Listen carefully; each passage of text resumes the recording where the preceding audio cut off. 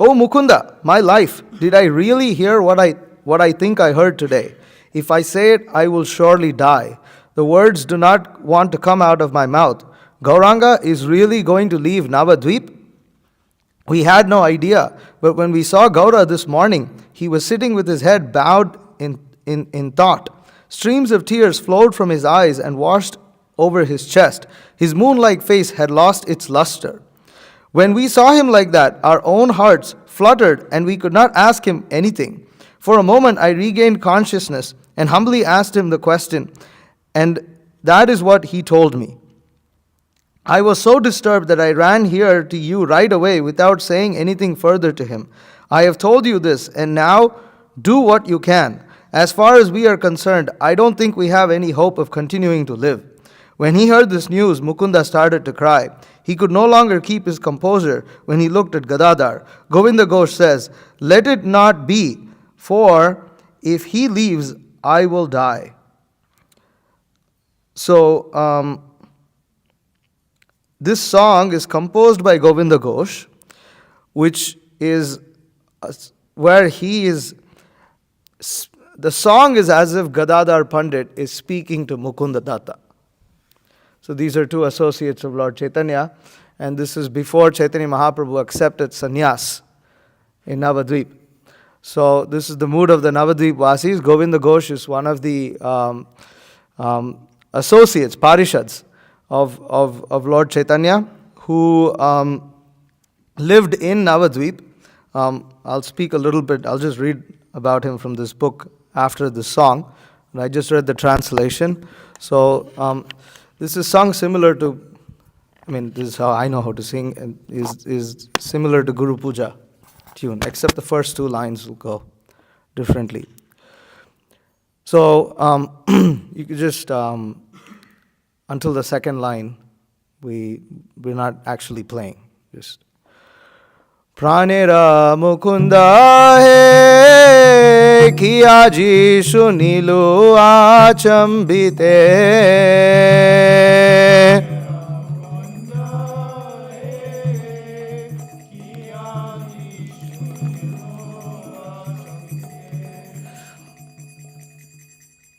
Kahite prarana jai mukhe nahi bahirai.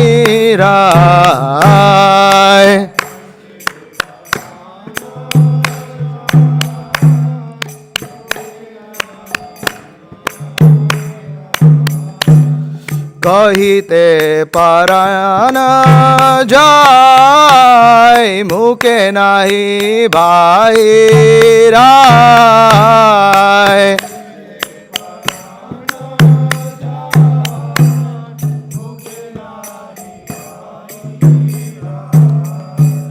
Shri Gauranga Chari Bena Bhadvi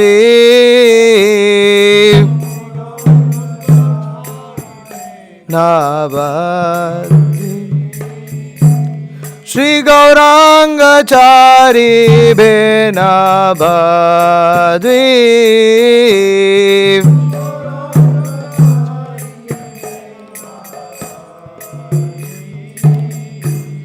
Iha to na jani mo rasa kale milun ghor.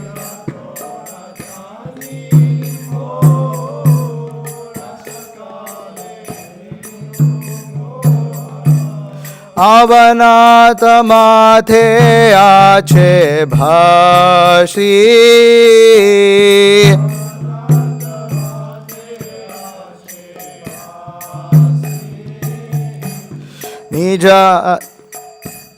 Nijare nayane jhare bhuke bahi dhara pare.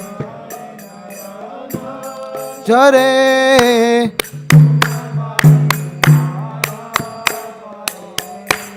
malina hoye ache mukha shashi. Hoye ache mukha shashi. মলিন হইয়াছে মুখ শশী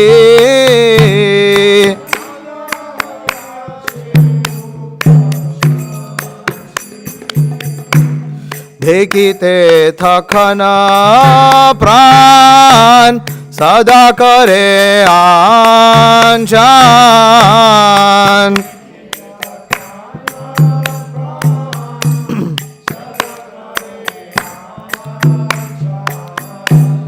সুধাইতে নাহে আভাসা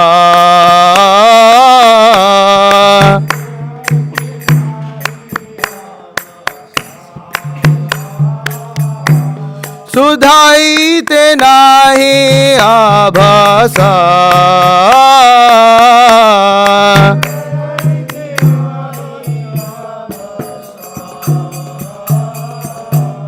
ক্ষণিক সম্ভিত হইলা তবে মুই নিবেদিলা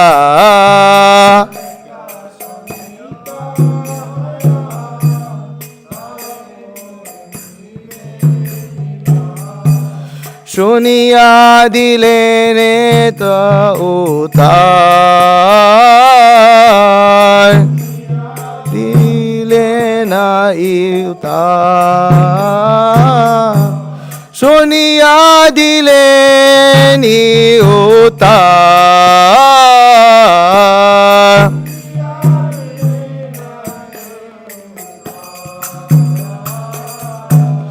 আমি তা বিশ্বাস হইয়া তারে কিছু নাহি কহিয়া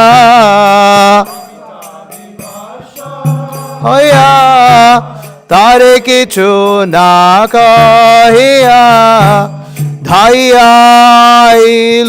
তো পার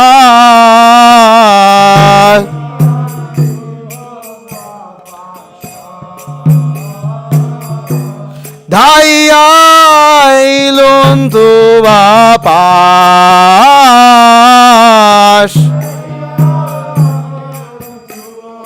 পাশ এই তা কহিল আমি যে করিতা পার তুমি তা কহিল আমি যে করিতে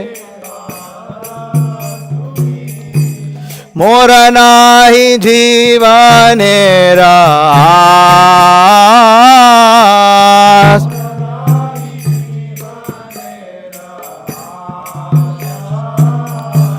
মোর নাই জীবনের আস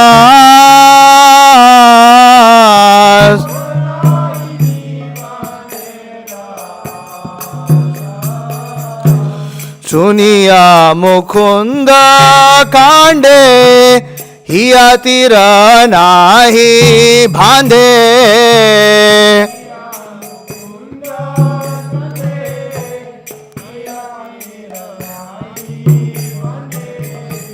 শুনিয়া মুকুন্দ কাণ্ডে হিয়া তীর নাহি বাঁধে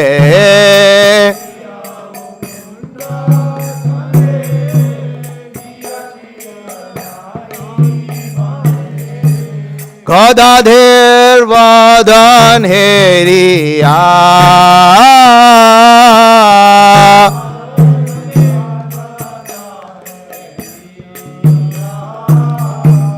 গদাধরের বদন হেরিয়া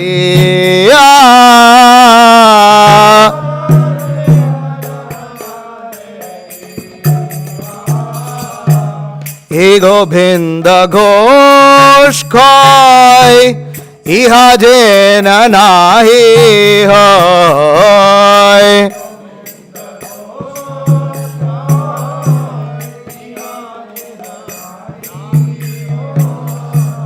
হে গোবিন্দ ঘোষ কয় ইহা যে নাহি হয়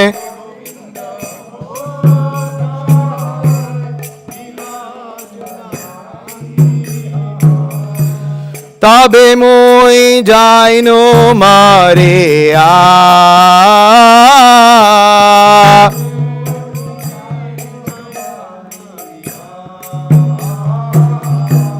তবে মই যাইনো মারিয়া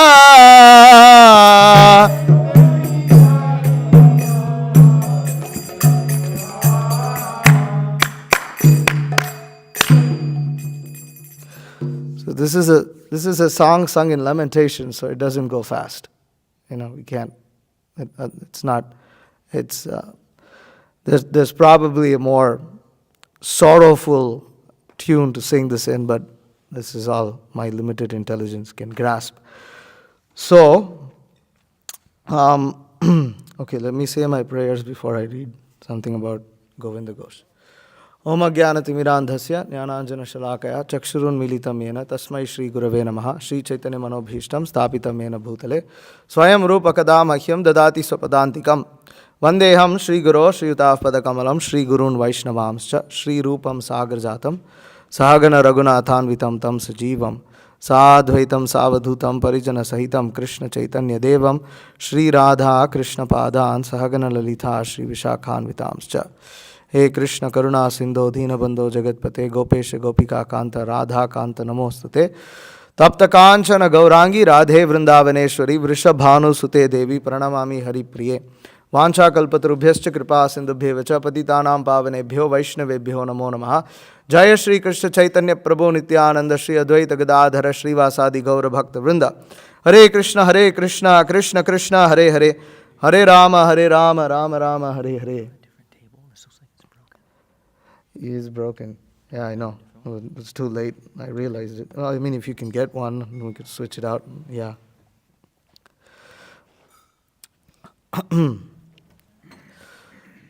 Okay.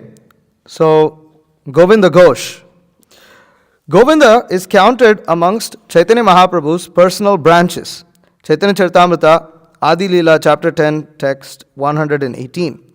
Eventually, he made his home in Agradweep, Vasudev in Tamluk, and Madhav Ghosh in Dine Hut.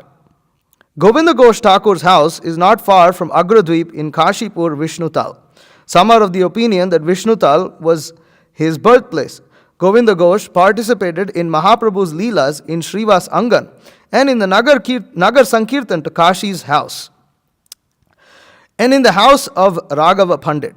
During the Rath Yatra festival, he was the lead singer in the 4th Kirtan group, accompanied by Raghava Pandit and his two brothers.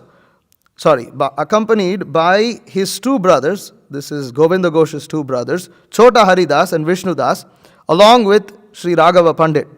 Vakreshwar Pandit joined this group as the principal dancer. So, for those who have been to Navadvip, and for those of you who have some idea of Lord Chaitanya's pastimes, you will know that Srivas Angan, where in Navadvip, is a very principal location of Sri Chaitanya Mahaprabhu's pastimes in Navadvip. Sri Chaitanya Mahaprabhu, before he revealed Harinam Sankirtan to the world, before he started his preaching mission to engage all the living entities in the process of Sankirtan, he and his associates would perform all night long Kirtan and big festivals in the house of Srivas Thakur. So, excuse me a second. Could you flip this around? It helps me place my leg that way. Sorry.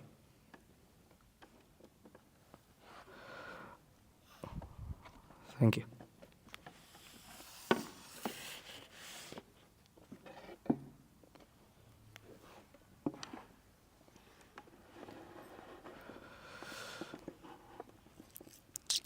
Okay, so we can understand that only Chaitanya Mahaprabhu's most intimate associates were allowed in that pastime, where in Srivas Angan, where the Mahaprakash Leela happened. It wasn't for all the residents of Navadvip. So Govinda Ghosh is counted among those intimate associates. And apart from that, also, he participated in the first civil disobedience movement started by Lord Chaitanya. Prabhupada would say it was the first civil disobedience movement of doing Harinam Sankirtan to the house of Kazi. So, wonderful pastimes. that Harinam Sankirtan was so great that Yamaraj, when he came inside, he fainted. Such is the story. So Govinda Ghosh participated in that, and also in the pastimes in the house of Raghava Pandit. And interestingly, Chota Haridas seems to be a brother of Govinda Ghosh. I didn't know that until I just read this right now.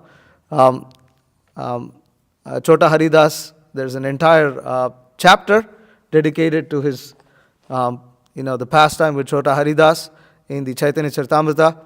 And so we can see these are all very intimate associates of Lord Chaitanya. And it seems that Govinda Ghosh also is a very good singer. Basu Ghosh also would sing. In the Gaura Arati song, the verse would come, Basu Ghosh Adi Gai. Basu Ghosh Adi refers to Basu Ghosh and the Ghosh brothers. So you have Govinda Ghosh, you have Basu Ghosh, they're all wonderful singers.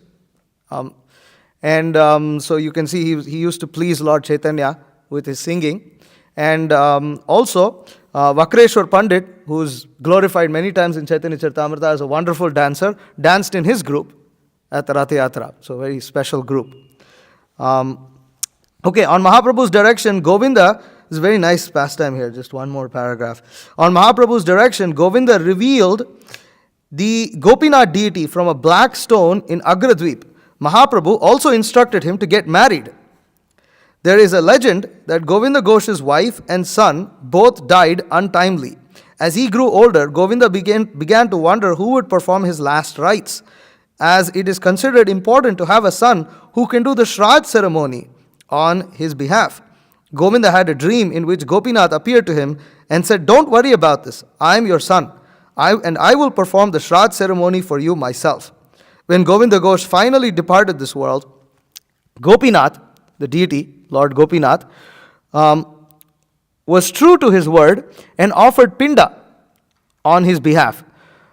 Sri Gopinath continues to perform this ceremony every year on the anniversary of Govinda Ghosh's departure from this world. This takes place on the Krishna Trayodasi of the month of Chaitra, which is today. Again,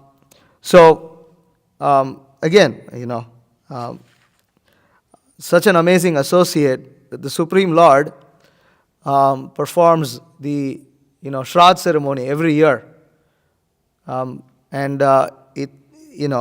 considering Govinda Ghosh as his father, the Gopinath deity performs the Shraddh ceremony, and that festival is happening today at Agradweep in the vicinity in the area of Navadvip, and this is also similar to Lord Ramachandra performing the last rites of Jatayu, and like this. So Supreme Lord likes his associates so much that he performs these kind of pastimes with them and showing his intimacy, his intimate relationship with them. So this is about Sri Govinda Ghosh. Sri Govinda Ghosh Prabhu ki jai. Okay. So now we will discuss from Canto 2 of Srimad Bhagavatam, chapter 10, verse 42. Please repeat. Om Namo Bhagavate Vasudevaya. Om Namo Bhagavate Vasudevaya. Om Namo Bhagavate Vasudevaya. Sa eva idam jagadhatha Bhagavan dharma rupa dhrik pushnati sthapayan vishwam tiryak nara sura adibhihi sa evedam jagadhata sa evedam jagadhata Bhagavan dharma rupa dhrik Bhagavan dharma rupa dhrik pushnati sthapayan vishwam pushnati sthapayan vishwam tiryannarasuradhibhihi tiryannarasuradhibhihi sa evedam jagadhata Bhagavan dharma rupa dhrik pushnati sthapayan vishwam tiryannarasuradhibhihi sa evedam jagadhata Bhagavan dharma rupa dhrik pushnati sthapayan vishwam tiryannarasuradhibhihi. Please repeat. sa evedam jagadhata Bhagavan dharma rupa dhrik pushnati sthapayan vishwam tiryannarasuradhibhihi sa evedam jagadhata Bhagavan dharma rupa dhrik pushnati sthapayan vishwam tiryannarasuradhibhihi sa evedam jagadhata Bhagavan dharma rupa dhrik pushnati sthapayan vishwam tiryannarasuradhibhihi sa evedam jagadhata Bhagavan dharma rupa dhrik pushnati sthapayan vishwam tiryannarasuradhibhihi. Matajis. sa evedam jagadhata Bhagavan dharma rupa dhrik pushnati sthapayan vishwam tiryannarasuradhibhihi sa evedam jagadhata Bhagavan dharma rupa dhrik pushnati sthapayan vishwam tiryannarasuradhibhihi. Okay. Word-to-word translations. Saha, he, eva, certainly, idam, this, jagadhata, the maintainer of the entire universe, Bhagavan, the personality of Godhead, dharma rupa dhrik, assuming the form of religious principles, pushnati, maintains, sthapayan, after establishing, vishwam, the universes, tiryak, living entities lower than the human beings, nara, the human beings, sura adibhihi, by the demigodly incarnations. Translation purport by His Divine Grace A.C. Bhaktivedanta Swami Jagadguru Srila Prabhupada. He, the personality of Godhead, as the maintainer of all in the universe, appears in different incarnations after establishing the creation, and thus He reclaims all kinds of conditioned souls amongst the humans the non-humans, and the demigods. The Supreme Personality of Godhead, Vishnu, purport. The Supreme Personality of Godhead, Vishnu, incarnates himself in different societies of living entities to reclaim them from the clutches of illusion, and such activities of the Lord are not limited only to human society. He incarnates himself even as a fish, hog, tree, and many other forms, but less intelligent persons who have no knowledge of him deride him, even if he is in the human society as a human being. The Lord, therefore, says in Bhagavad Gita 9:11, Avajananti ma mudha manushim tanumashritam parambhavam ajananto mamabhuta maheshwaram. As we have already discussed in the previous verses, it is concluded that the Lord is never a product of the material creation. His transcendental position is always unchanged. He is the eternal form of knowledge and bliss, and he executes his almighty will by his different energies. As such, he is never the subject of reactions for any of his acts. He is transcendental to all such conceptions of actions and reactions. Even if he is visible in the material world, the exhibition is only of his internal energy, for he is above the good and bad conceptions of this material world. In the material world, the fish or the hog may be considered lower than the man, but when the Lord appears as a fish or hog, he is neither of them in the material conception. It is his causeless mercy that he appears in every society or species of life, but he is never to be considered one of them. Conceptions of the material world, such as good and bad, lower and upper, important and insignificant, are estimations of the material energy, and the Supreme Lord is transcendental to all such conceptions. The word parambhavam, or transcendental nature, can never be compared to the material conception. We should not forget that the potencies of the Almighty Lord are always the same and do not decrease because the Lord assumes the form of a lower animal. There is no difference between Lord Rama, Lord Sri Krishna, and his incarnations as a fish and hog. He is all-pervading and simultaneously localized at any and every place. But the foolish person with the poor fund of knowledge, for want of that parambhavam of the Lord, cannot understand how the Supreme Lord can take the form of a man or a fish. One compares everything to one's own standard of knowledge, as the frog in the well considers the sea to be like the well. The frog in the well cannot even think of the sea. And when such a frog is informed of the greatness of the sea, it takes the conception of the sea as being a little greater than the well.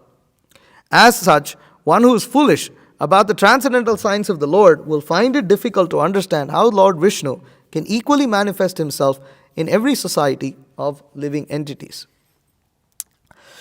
Nama Om Vishnu Padaya Krishna Prishtaya Bhutale Srimate Bhakti Vikasa Swaminiti Namane. Nama Om Vishnu Padaya Krishna Prishtaya Bhutale Srimate Bhakti Vedanta Swaminiti Namane. Namaste Saraswate Deve Gauravani Pracharine Nirvishesha Shunyavadi Paschatya Deshtarine.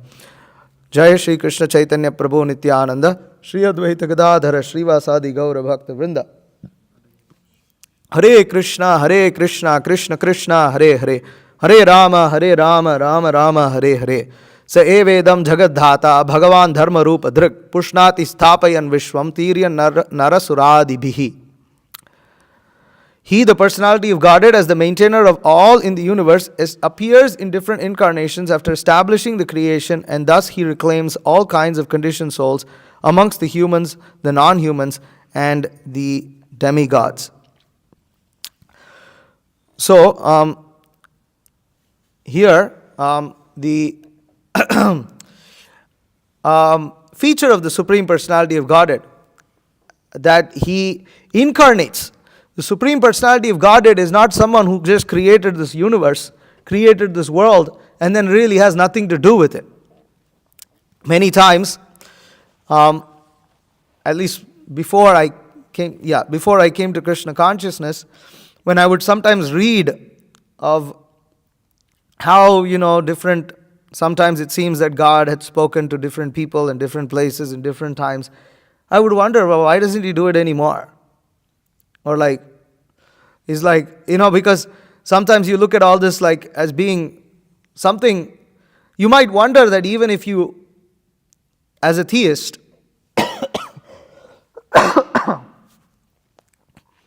you have faith that there is an absolute power, there is a supreme God who has created everything.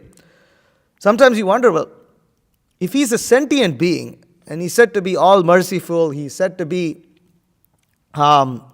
all good, and that he cares about everyone, then where is he and what is he doing right now? And how is this relevant to me? Like, and this is a question that people ask, many people ask.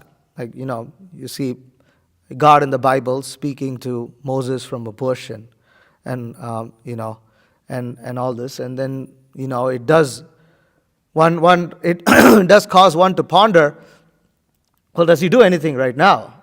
Like, what happened?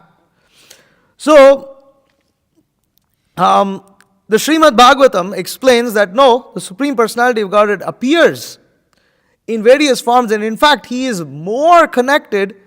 Actually, he is always present. He's more connected to us than we think. One is he's situated in all of our hearts as the Paramatma, and he's guiding everyone. And apart from that, he also appears in different incarnations, in different times, in different places. And not only does he speak to human beings, he also speaks to all animals. He speaks to animals, he is the Lord and Master of all living entities.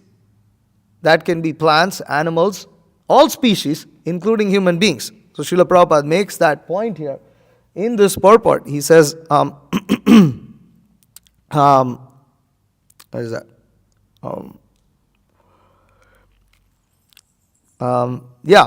It is his causeless mercy that he appears in every society or species of life, but he is never considered to be one of them. And before we get into the different incarnations and different aspects and different forms of the Supreme Lord, it's important to understand that many people, when they hear that God appears in human society, they tend to think of him as appearing in the same way as we all appear. We're born with this material body, with material flesh, blood, and bones, and they think God appears in the same thing. That's why, for instance, they've turned Jesus into God, although Jesus says he is Son of God. Now, as Son of God and as a representative of God, he is to be worshipped as equal as God, just as the spiritual master is worshipped as representative, as good as God. But it's not that he is God. And because of that, they literally say that God has appeared in human flesh. There's some in flesh, and then he died for our sins. So God died for our sins, but then he still got it's a very, very flimsy philosophy, because the reason is they cannot understand how, when God appears, he appears in his own transcendental potencies, and he's never affected by the same material conditions that we conditioned living entities are affected by. And the Vedic scriptures, the Srimad Bhagavatam, reveals to us that, well, not only does he appear in a human-like form, like Krishna or Balaram, or Gaur Nitai, they all appear in human forms, or Lord Ramachandra, but he also appears in forms like those of animals. There is the hog or boar incarnation. There is Varaha. He appears in the form of Matsya, a fish. And in this way, our acharyas reveal that he appears in all of these forms. Now, when he appears in these forms, he is not dull and dumb like the animals in those forms. He is the same Supreme Personality of Godhead in his full opulence. And he is fully conscious that he is the Supreme Personality of Godhead, and he appears out of his own free will. You see, when we've accepted these bodies. We say we've accepted these bodies, but in one sense we are these bodies are forced upon us, because we didn't get to choose. It wasn't like, like they have these games, like The Sims. You play Sims and you get to choose how your eyes are supposed to look, how your hair is supposed to look like, what's your skin color, but you don't get to choose all these things when you're born. You're born with something. Huh? That's old. Yeah, it's old. It's old. What do they have? They have avatars, and you have like on your phone. You have like this. No, even in iMessage, you get to like choose like your whatever, some version of your face or some cartoonish looking face, and you can choose your hairstyle or whatever. So you don't get to do all these things when you're born. You don't get to do all these things. These things are imposed upon us. Similarly, the Vedic scriptures explain that if we perform impious activities and we live like animals, then at the end of this life, when an animal body will be forced upon us depending on the consciousness that we have cultivated. Therefore, this human form of life is very important because it's rare, because in this human form of life we can achieve self-realization. But if we don't achieve self-realization, we live like a pig, then we will be forced to take upon a body of a pig. And when we take upon that body of a pig, we have no idea that maybe we were formerly one of the richest people on the planet. Or maybe we were formerly the president of the United States, or whatever, or a big king, or whatever. We would have no conception of that. But the Supreme Lord, when He appears in the form of a boar, it is not that He's forced, that form is not forced upon Him. He accepts it, based upon His own sweet free will. And in this way, so Prabhupada writes here that there is no difference between Lord Sri Rama, Lord Sri Krishna, and His incarnations as a fish and a hog. You see, between us, there is difference between a human being, a fish, and a hog.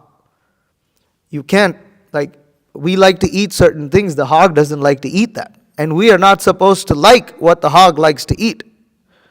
And similarly, there's dung beetles. So dung beetles have a lot of fun with dung, but we're not supposed to have fun with dung. But the Supreme Lord, when He appears in different species, He can act in whatever way He wants to act, and He interacts in that way. In fact, and those who are not very knowledgeable in the science of Krishna consciousness, they tend to discriminate between the forms of the Lord, and they tend to say, no, I don't. What is this Matsya incarnation? I don't want to hear about this. I don't want to hear about I don't want to hear about the pastime of the Lord in Varaha. I want to hear about the Rasa Leela. I want to hear about something esoteric. No, it's the same frog in the well concept of life.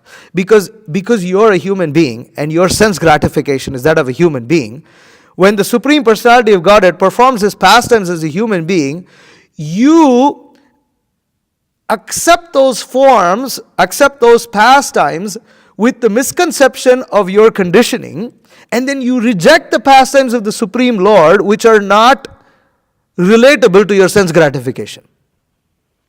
And in this way, one does not make any advancement because one is interested, because maybe one is very interested in sex life. One may approach the Rasa Leela and want to hear about all those pastimes, but he is not interested in hearing about how the Supreme Lord lifted the earth from the ocean in the form of Varaha, in the form of a boar. And this is the same frog in the well concept of life. We generally use the frog in the well, understanding for scientists who say that, how does God exist? Can I see God? And all this kind of stuff. Because you can't see so many things in life. It doesn't mean it doesn't exist. But the scientists, they try to estimate everything on the basis of their limited senses. And then the Mayavadis, or those who have a mundane conception of God, they say that when God comes into the material world, He has to accept a material form. And they say ultimately He is actually formless. But no, Supreme Lord has a form. As Srila Prabhupada writes in the very beginning of this purport, Prabhupada says that, it's not in the very beginning. Where is that? Bliss. The words param bhavam, we should, or transcendental nature can never be compared to material conception. Where is that? Bliss compares all form of transcendental bliss. Anyways, I can't find it right now. We just read that. Oh, there it is. Yes. His transcendental position is always unchanged. He is the eternal form of knowledge and bliss. And he executes his almighty will by his different energies. So Supreme Lord's form is that of knowledge and bliss. It is not a form made of blood, flesh, bones, and things like that. Even though the Supreme Lord may seem to have those characteristics are not mundane like us. They don't decompose, decay. They don't have the degrading features of matter. Matter is a dull reflection of spirit. So when you have a mango and that beautiful juicy mango is reflected in water, you have the form of a mango, but you don't have its juicy and very nutritious nature. Similarly, we have all these forms, all these species in this world exist because they all exist in the spiritual world in the original form of knowledge, eternal knowledge and bliss. But when they're reflected in this dull material world, they have the mundane characteristics of temporality and conditioning. So this is absent in the Supreme Lord when the Supreme Lord accepts these different forms. And Mayavadis, they don't understand that because they don't know, as it says in this verse, Parambhavam ajananto, that they don't know his transcendental nature, and therefore they are muda, avajananti ma muda, they are fools. Krishna says they are fools and rascals, because they don't attempt to understand the Supreme Lord. Now, if out of ignorance one may say something, but then later, if he meets a devotee of Krishna, and the devotee, after, based on Srimad Bhagavatam and Bhagavad Gita, is explaining this to him, and if that person doesn't accept, then he is to be understood to be a fool and a rascal, insincere person. Just like Ali Krishna Prabhu was saying that he met some Mataji out, and, well, she's crazy, but everybody in this material world is crazy also. I mean, and among them there's some who is like really crazy, but some very sane people say the same things. They say the exact same things. So that, that I'm God. She's literally saying that she's God. It's so dumb. How can you literally meet people out there who say they're God? Completely insane people. They may be very knowledgeable. There's a class of people who are totally cuckoo and say that, and then there's a class of people who are very scholarly and say the same thing. Both are crazy, according to Srimad Bhagavatam, because it doesn't make any sense. Well, Krishna says that. They're muda. Because they don't understand his supreme nature. When Krishna appears, Manushim Tanum Ashritam, when he accepts a human-like form, they think that he's like them, and that therefore they can also become God. Now, how do you understand? Just like somebody who's maybe a very rich person, or somebody who's like, very famous, they may put a play. They may act in a particular play. They may act in a particular drama. They may accept a particular costume, and they may act according to that character. But it doesn't make them different.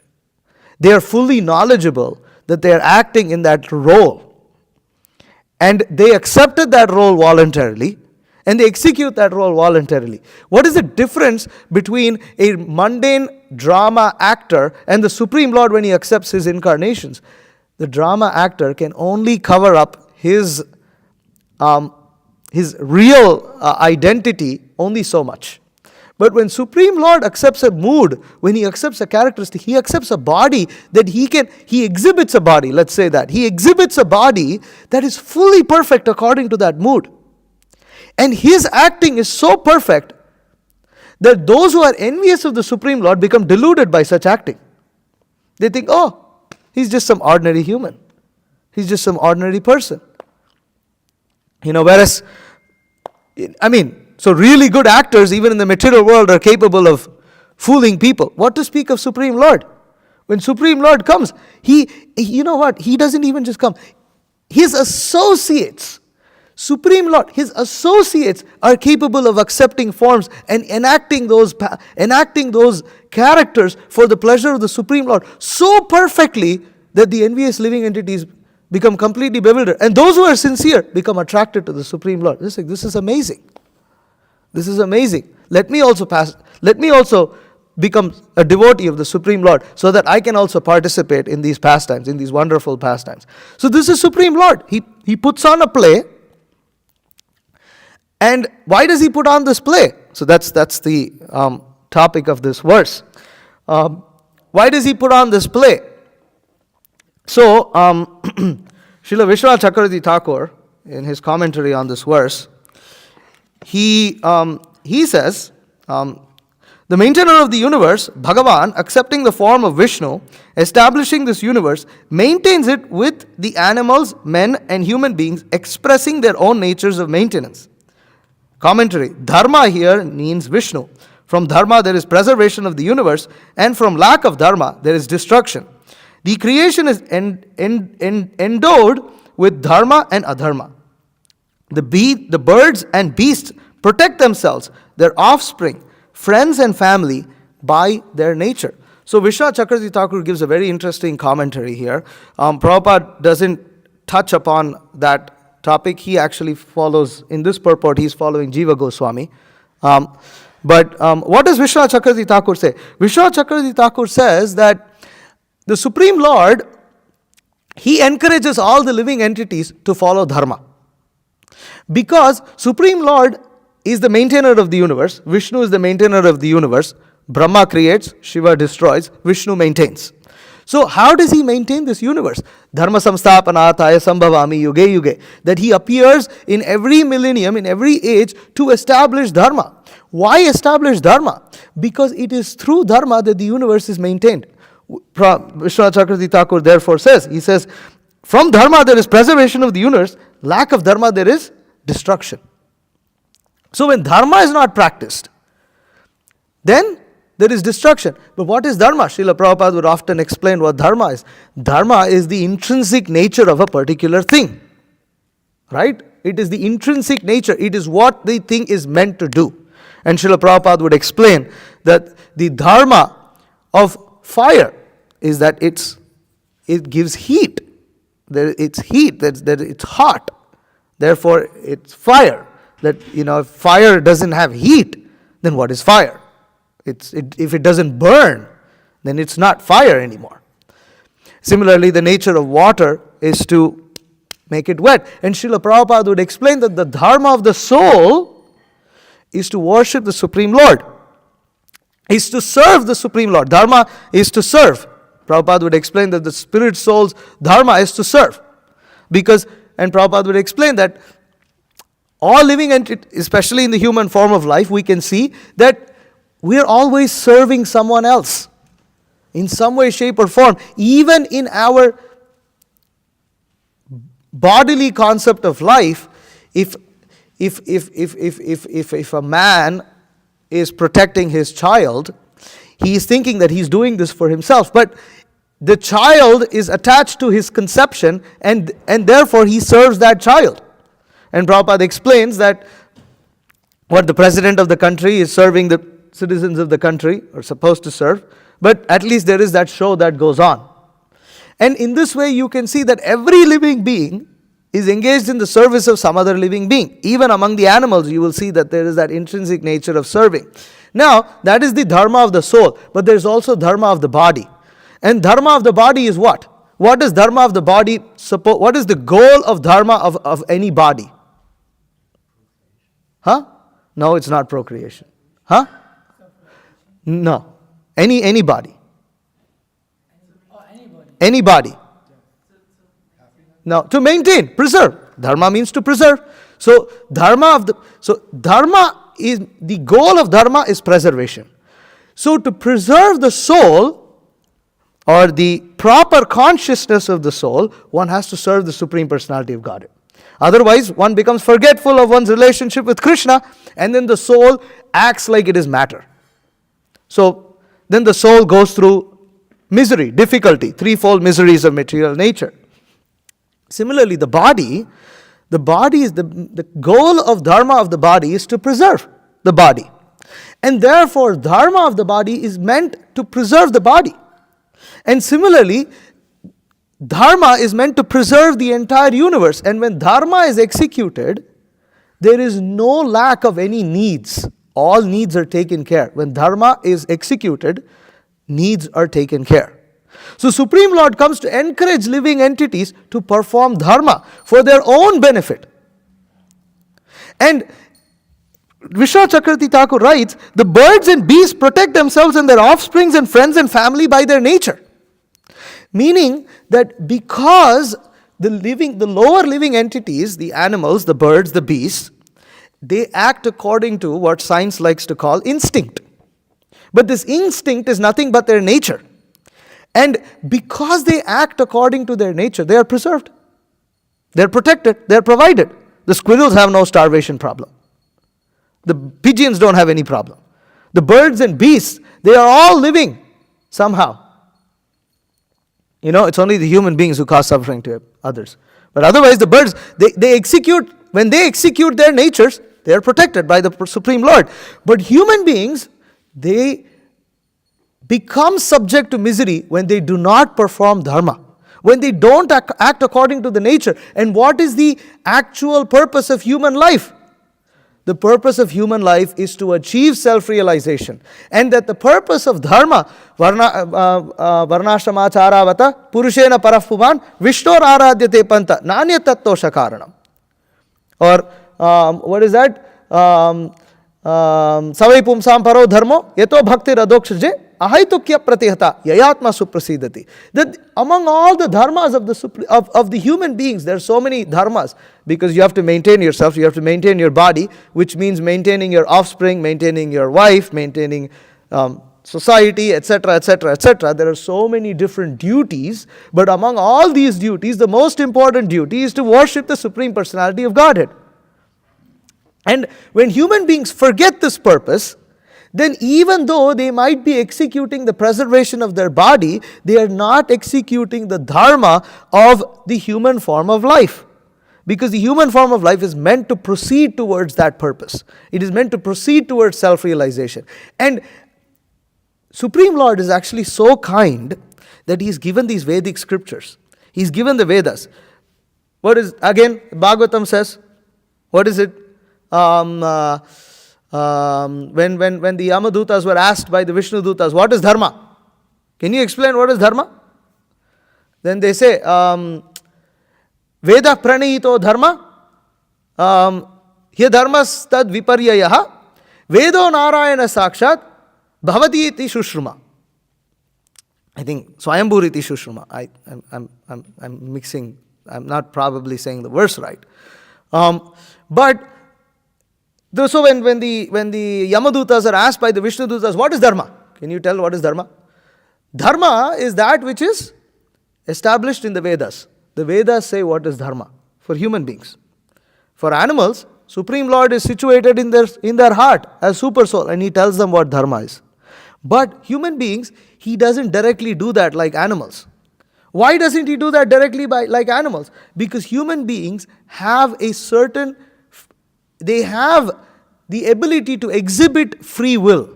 Why do they have the ability to exhibit this free will? Because using that free will, they can choose whether to love God or to reject Him. And that choice is given. In other forms of life, there is no choice. You just do what's in that form. It's not like, like right now, human beings are so crazy. Their range of choices are so crazy that right now, some males think that they can become females. Or oops, you're not supposed to use those kind of gender words. So whatever one gender can become another gender, and there can be millions of genders that that they can invent every single day as they get up in the morning, and all these kind of crazy things.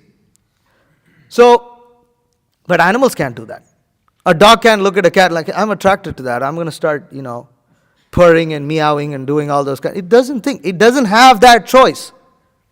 But the human form of life is given this choice because Supreme Lord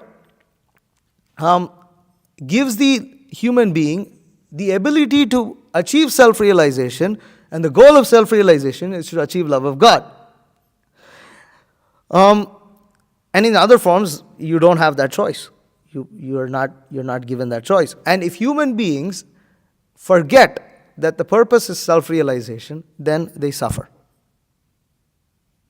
Then they suffer. So if you want to sit on a chair, you can, but you should sit straight. So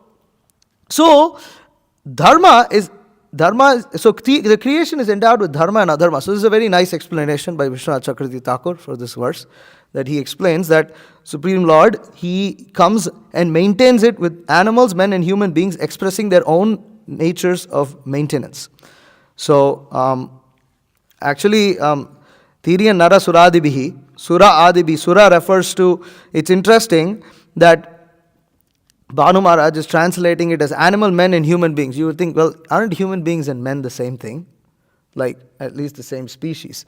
But if you look at the Sanskrit, it's Tiriya, Nara and Sura. Sura refers to demigods. But those who are devotees are also demigods. And so human beings are actually those who have recognized that, who recognize the Vedas, who are following the four regulative principles. And actually, Sura demigods are those who are devotees of Krishna. That's actual human beings. Prabhupada said that if you don't chant 16 rounds, you're not a human being. Prabhupada said that. So from taking that, you can think that he maintains the universe with animals, men, and devotees, expressing their own natures.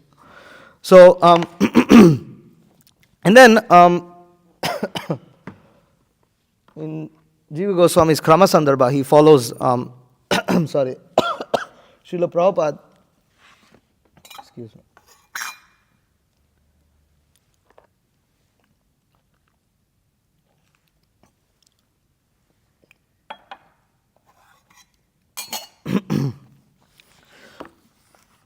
So, Jiva Goswami says, the maintainer of the universe, Bhagavan, accepting the form of Vishnu, establishing this universe, protects it with avatar forms resembling animals, men, and human beings.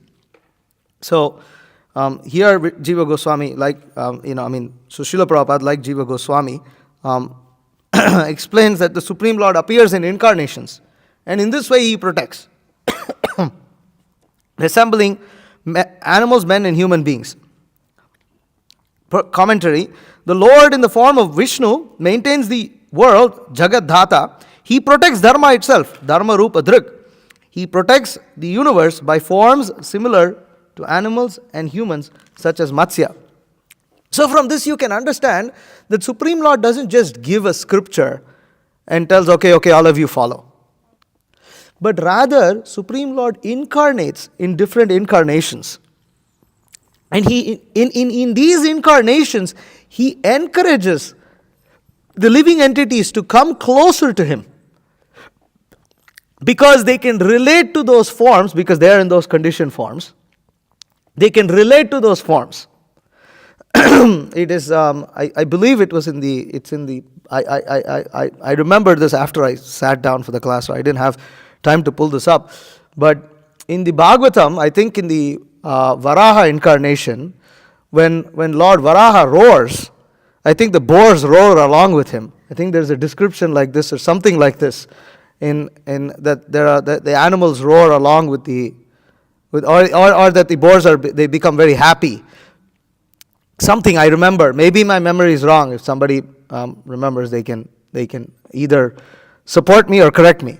But and from that you can we can see how the Supreme Lord, when He appears in these forms, He is exciting the species of those forms also. They are becoming happy seeing the Supreme Lord in such a form, because they can relate to that form. But it's the Supreme Personality of Godhead. And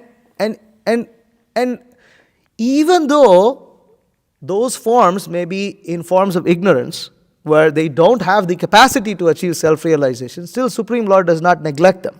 When He appears in these incarnations, He delivers them also.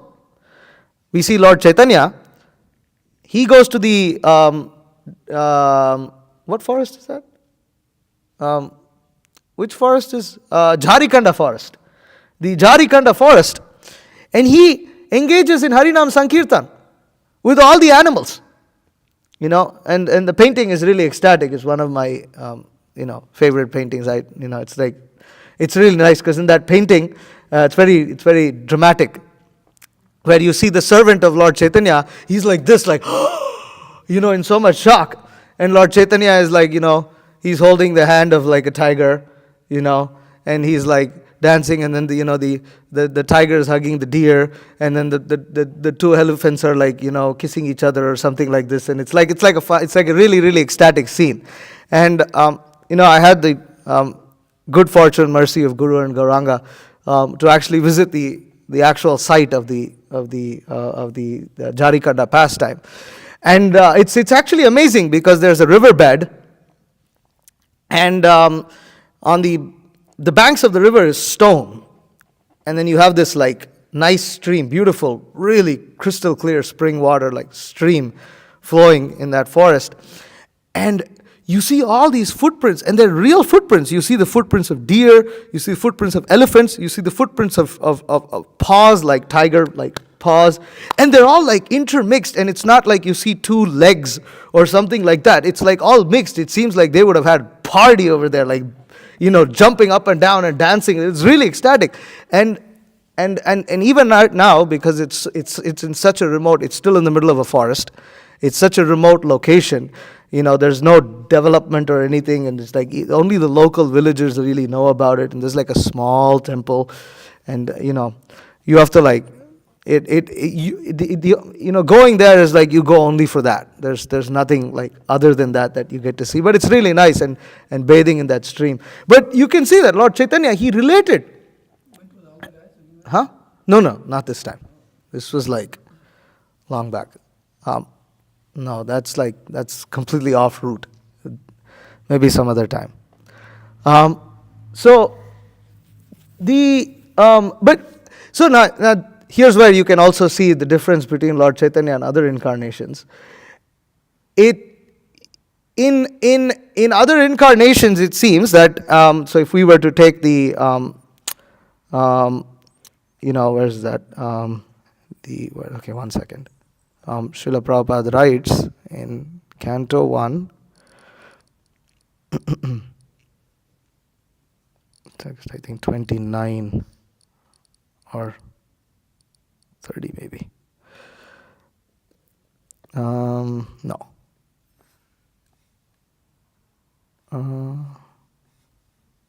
Yes, 34.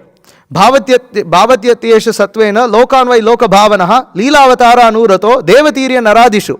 Thus the Lord of the universes maintains all planets inhabited by demigods, men and lower animals. Assuming the roles of incarnations, he performs the pastimes to reclaim those in the mode of goodness. And Srila Prabhupada writes, very incredible in the purport, he says there are innumerable material universes, and in each and every universe there are innumerable planets inhabited by different grades of living entities in different modes of nature. Right? So this is all the living entities in all the different modes of nature, in all the planets, in all the universes. Lord Vishnu incarnates himself in each and every one of them, and each and every type of living society. When I first read this, I just couldn't believe it. I was like, and even sometimes when I look at some insects and things, I was saying, so Supreme Lord incarnated as a cockroach somewhere? It's like quite amazing, right? It's like, you cannot conceive of it. And we cannot conceive of it. But Prabhupada is saying it in the purport. He's making it very clear in these two sentences. There are innumerable in each and every universe. So there are innumerable universes in each and every universe. There are innumerable planets inhabited by different grades of living entities in different modes of material nature. And Lord Vishnu incarnates himself in each and every one of them, in each and every type of living society. So the Supreme Lord and Prabhupada, I think in the end of the purport, Prabhupada writes that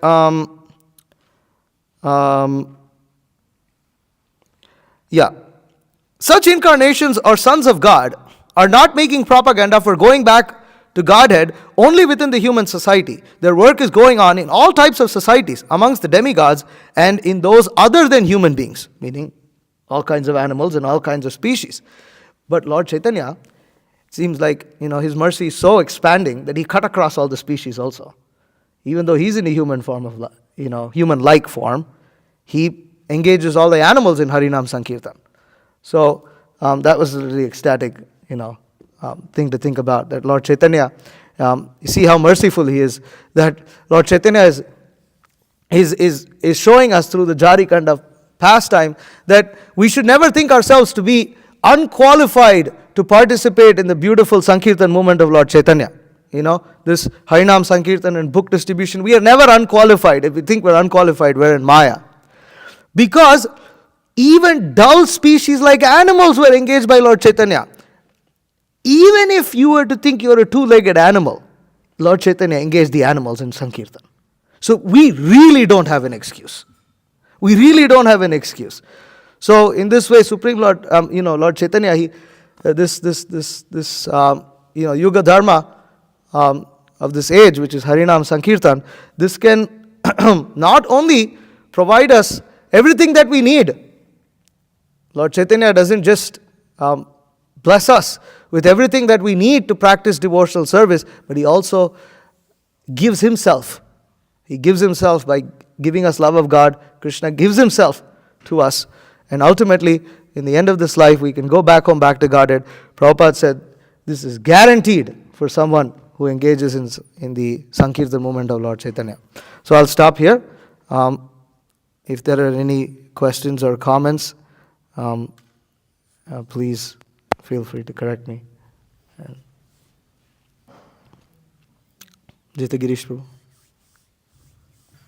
I was wondering, you're speaking about how different, if just because Krishna may appear in the form of a boar doesn't mean he likes to eat stool like a regular pig, Right.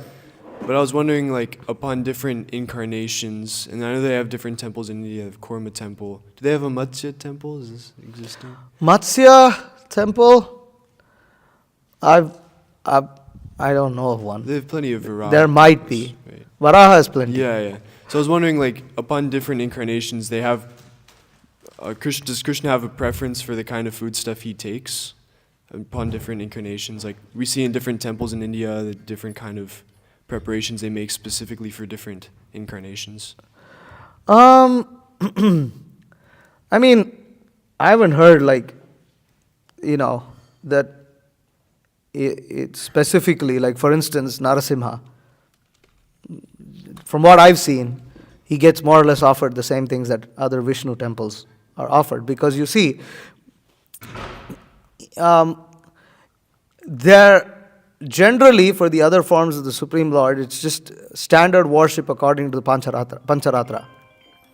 The Pancharatrika system of worship tells us that certain things are offerable to Krishna. Krishna says in Bhagavad Gita, Patram Pushpam Phalam Toyam Yome Bhaktya Prayachati. This is the standard. Now, sometimes some acharyas reveal that a particular, incarnation of the Lord has some favorite things, but most of the time, it's the standard form of worship that is recommended in Shastra. And, yeah. There's something on the phone? Yeah, after that. Hare Krishna. Hare Krishna. And they're listening, and then I don't know why he doesn't keep it. Okay. So you have to wait another minute. I think you're muted also. Oh, yeah. Hare Krishna? Hare Krishna. Okay. Okay. Pranam, Prabhu. Can you hear me? Yeah. No, you can't. Okay. Yeah, Prabhu. So, Bhaktisiddhanta Saraswati Thakur comments that, soon, there'll be so many preachers on the planet. And, once we're done preaching to all these, human beings and all that, then we'll be able to communicate the message of Krishna consciousness to the plant tribes and preach amongst them. Wow, Lord Chaitanya's mercy extends even to his dear associates, that they also will become capable of doing that. Especially mentions That's plant amazing. tribes. Can you give the phone to him so I can hear clearly what he's saying? And another thing also in this regard, if you look at the beginning of the verse, in the Sanskrit of the beginning of the verse, Sa evedam, that's how it starts, right? Right. So, if you look a few verses behind Bhavatyatya Satvena, there's another verse, Sa evadam sasarjagre Sasagre bhagavan Bhagavan atmamaya Atmamaya. Yeah. sadasad rupaya cha sa gunamaya guno vibhu. Yeah. And this form, this specific thing is mentioned. And actually, if you read the translation of the word, that verse specifically speaks about cause and effect. But the next verse, Saya Vilashateshu Guneshu Gunavaniva Anta Pravishta Abhati Vijnanina Vijimbataha, that although he appears to be like a living entity amongst one of the modes of material nature, he is actually different because he's always enlightened.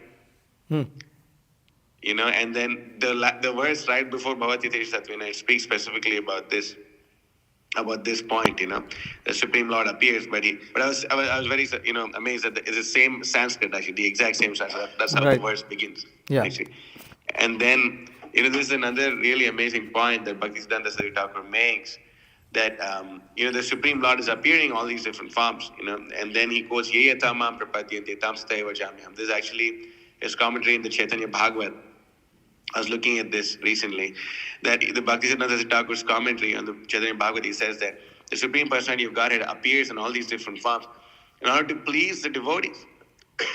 The Supreme Personality of Godhead, he wants to, for example, a devotee like Murari Gupta, he was trying his level best, to worship Krishna. But then, because he couldn't, accept the order of Lord Chaitanya, he wanted to kill himself because Yeah. he was a Ram Bhakta, and that's who he is. Yeah. The Supreme Personality of God appears in that particular way to reciprocate with the devotees also. Yeah. Ramadi Murti Shukalani Amena Tishta Nana Avatara Karod Bhuvanesha Kintu. Yeah. Vishnu, that verse, over there, he appears like that just to reciprocate with the devotees, actually.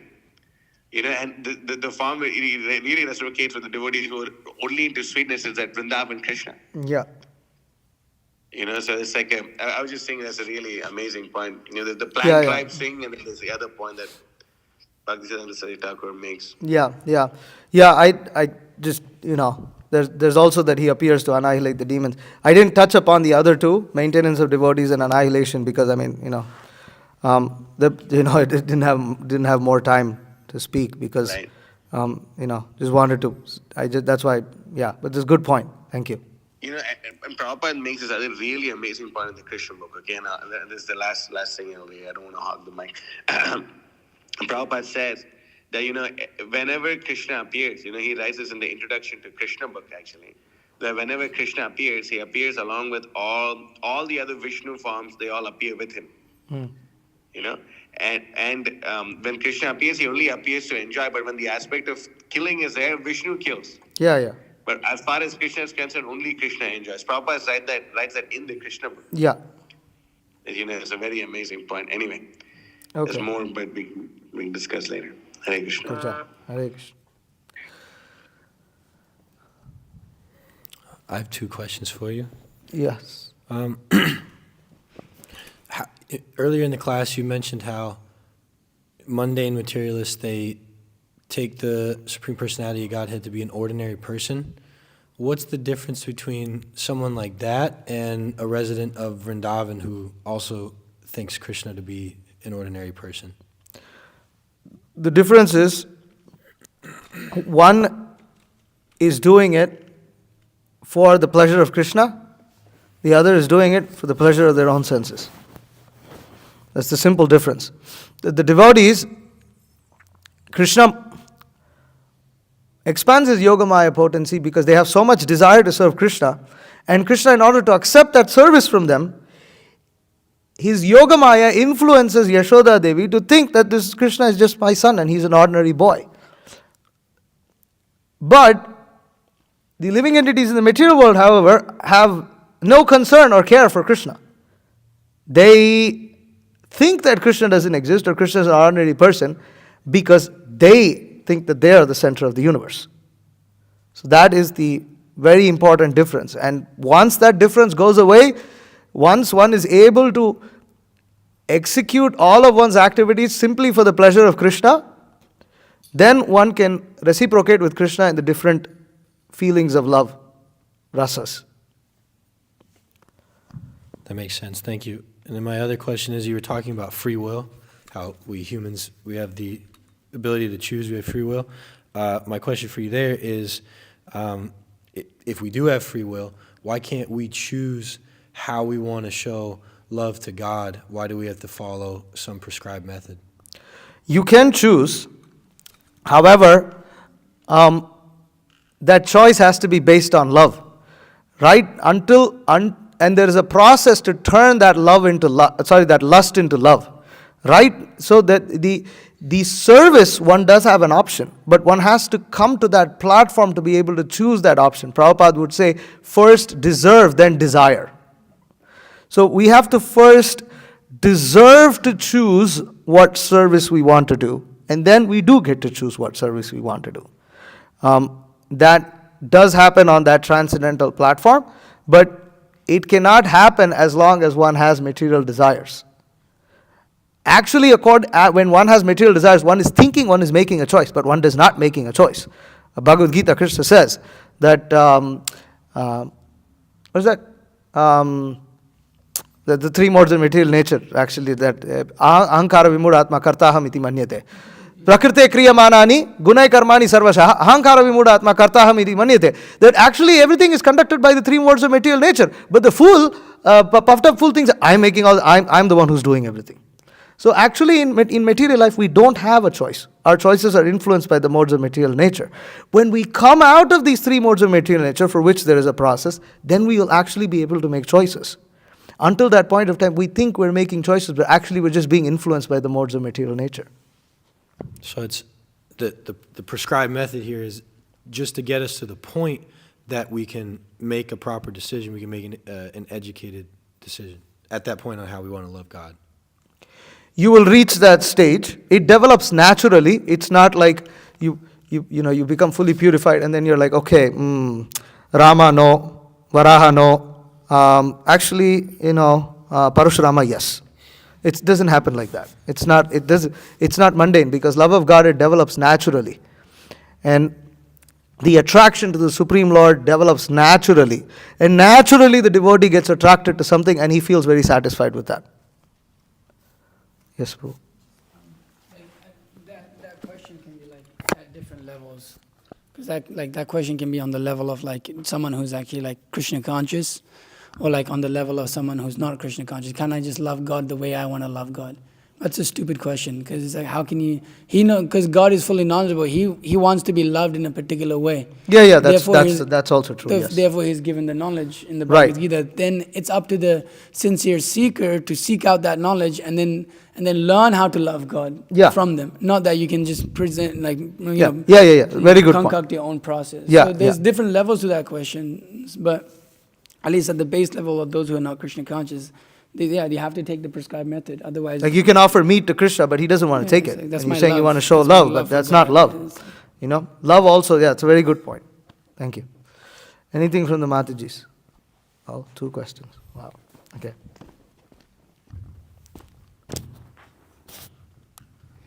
I have a couple of questions. The first one just being, you referenced a purport where Srila Prabhupada was mentioning that like Krishna manifests in each species of every living entity to inspire them to come back home to Godhead.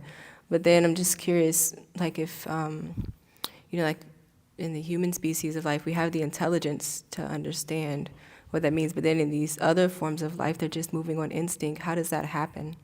Like, how are they inspired to go back home, back to Godhead? See, Krishna can do anything, right? And by his causeless mercy, it's called Kripa Siddhi.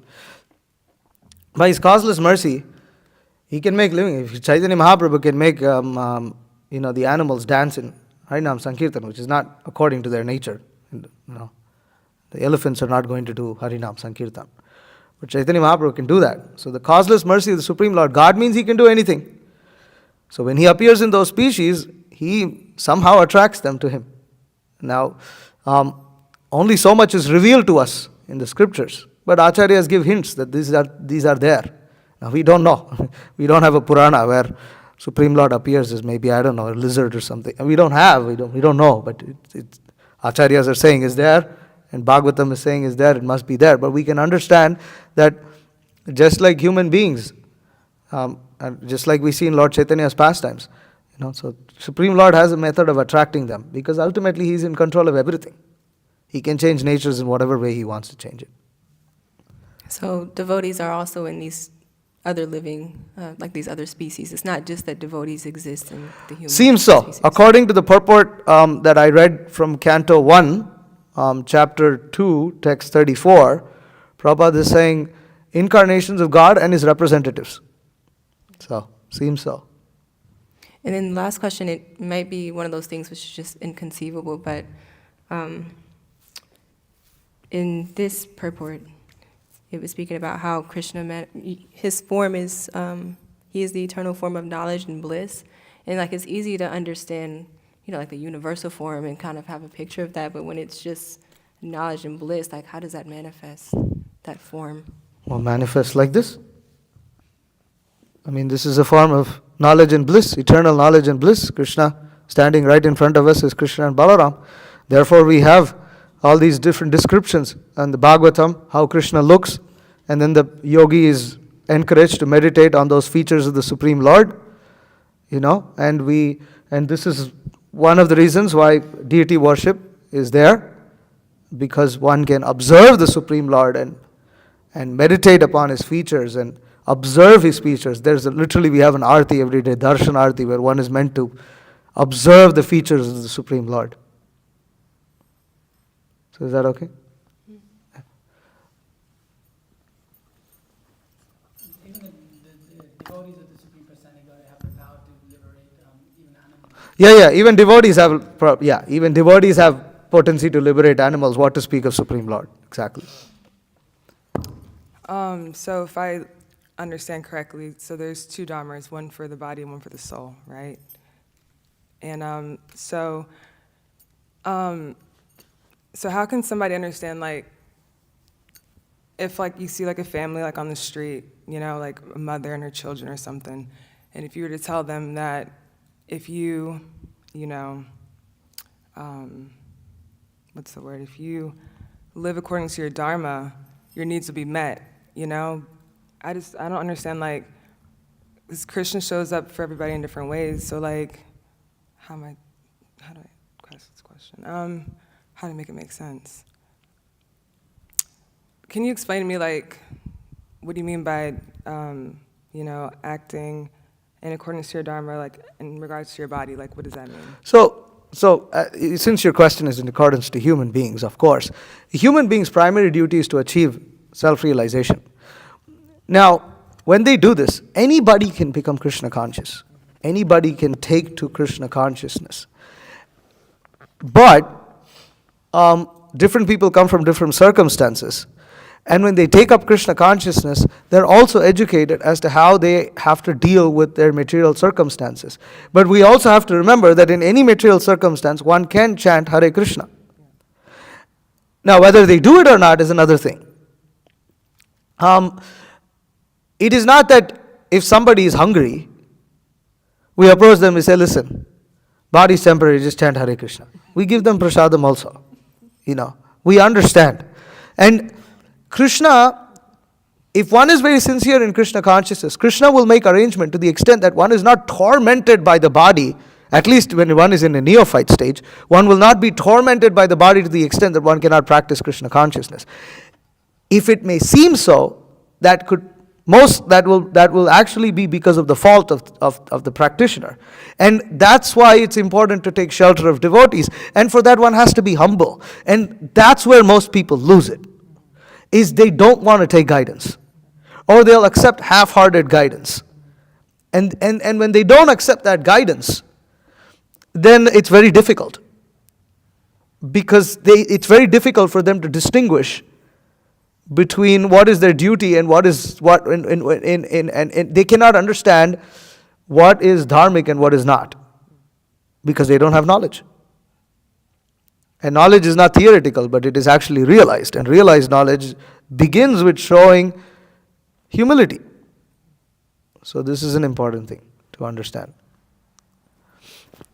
Okay, all right. Hare Krishna. Srimad Bhagavatam ki jai, Srila Prabhupada ki jai. वाञ्छाकल्पतरुभ्यश्च कृपासिन्धुभ्यश्च पतितानां पावनेभ्यो वैष्णवेभ्यो नमो नमः.